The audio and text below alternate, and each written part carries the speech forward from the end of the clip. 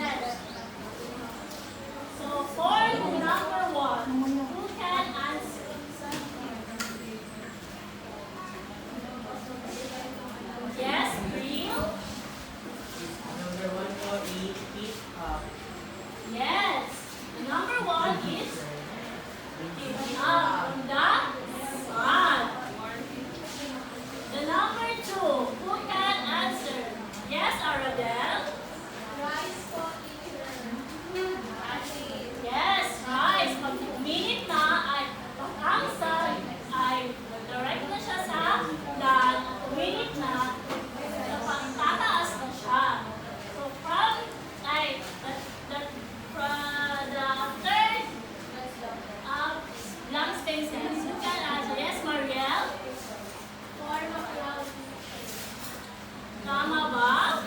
Yes, Yes. No. No? Tama, teacher. Ah, yes. Tama. Magpo-form na siya ng clouds. Kapag uminit na, magpataas na siya ng magiging clouds na siya. And number 4. Yes, Shin? down teacher. Yes. Pag na-form na siya ng clouds, mag-cool down na siya. And for number 5, yes, Tokya? Liquefy teacher. Yes, liquefy. And that is the last formation of the clouds. And now, think about time we saw as steam rising, hot shower, or a boiling pot. Sino man yung merong mga shower dito na may pang mainit-init pa? Imagine that. Paano kaya shower? How is that similar to how clouds are formed? Anyone?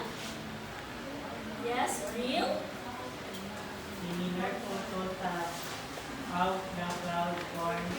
So, because kapag mainit yung tubig, lalabas po yung parang steam or parang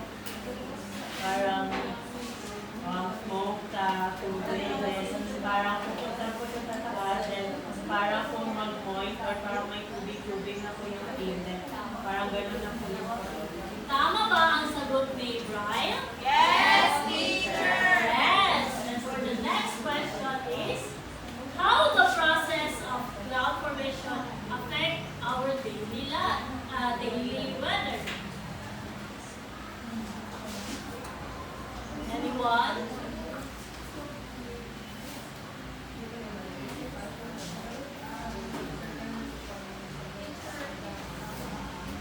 Yes, Landoy?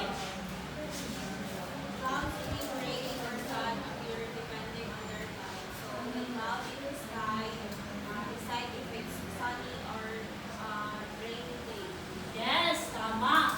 Siyempre, pag ang clouds ay gray, mapipredict natin na ulan. So pag white na may sun, siyempre, sunny day.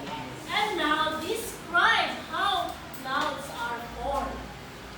Yes, Aradel?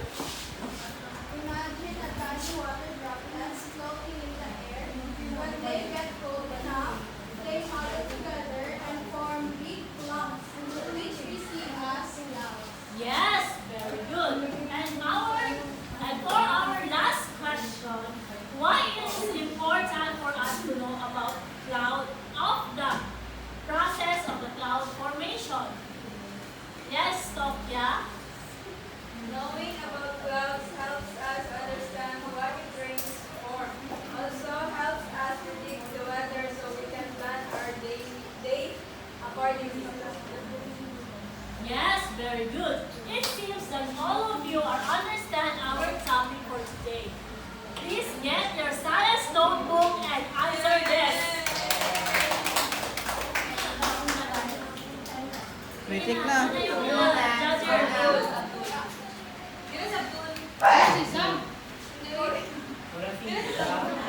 Ay, naglabas. Meron si Jabe.